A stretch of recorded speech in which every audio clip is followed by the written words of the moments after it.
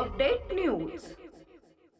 लडाखचे आंदोलक सोनम वांगचुक यांना सरकारने चर्चा न करता पोलिसांनी केलेल्या जबरदस्तीच्या अटकेचा तीव्र निषेध।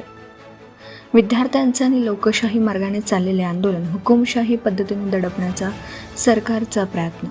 आंदोलन कधी आणि कुठे? उद्या सोमवार 20 जुलै रोजी डॉक्टर बाबासाहेब आंबेडकर पुतळ्याजवळ यवतमाळ येथे सर्व सामाजिक आणि राजकीय संघटनांच्या वतीने एक दिवसीय धरणे आणि रास्ता रोको आंदोलन। लोकशाही आणि संविधान जिवंत ठेवण्यासाठी संविधानिक मार्गाने सरकारचा निषेध करणं।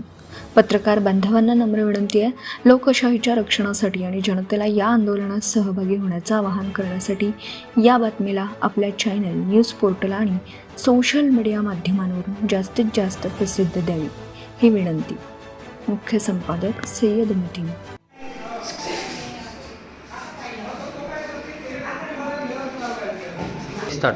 उद्या दिनांक 20 जुलै रोजी आपण यवतमाळ शहरामध्ये सर्व सामाजिक संघटना, विद्यार्थी संघटना आणि सामाजिक क्षेत्रातली वेगवेगळी लोक यांच्या सहकार्याने 12 ते 3 या दरम्यान सत्याग्रह आंदोलन करतोय। त्यामध्ये रास्ता रोको आणि शांततापूर्ण आंदोलन करण्याचं आम्ही ठरवलेलं आहे।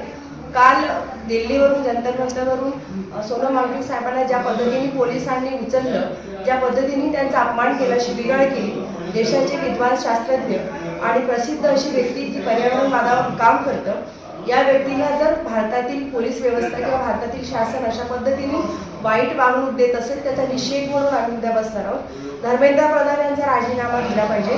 नीटची पेपरफुटी असो किंवा कुठल्याही पेपरफुटी असो, त्या संदर्भात धर्मेंद्र प्रधान जबाबदार आहेत, त्यांनी राजीनामा द्यावा।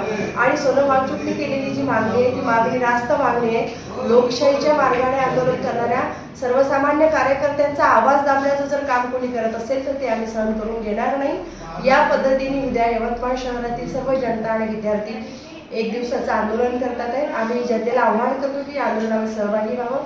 शांततापूर्ण गांधीजींच्या मार्गाने सत्याग्रह आंदोलन आम्ही करतो आहे, यात जनतेने सहभागी व्हावं असं मी ताई नाव सांगा तुमचं। नमस्ते, माझं नाव प्रियंका आहे।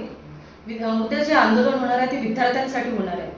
इथली शिक्षण व्यवस्था ही सुरळीत चालावी व संविधानिक मूल्य हे जपले जावे यासाठी हे आंदोलन होणार आहे आणि त्यामध्ये सर्व विद्यार्थी आणि जनतेचा सहभाग असणार आहे। तर मला इथे यवतमाळ मधील जनतेला एकच सांगायचं आहे की तुम्ही सर्वांनी सर्वात जास्तीत जास्त उपस्थित राहून या आंदोलनाला सहकार्य करावे। Subscribe now and press the bell icon. Never miss an update.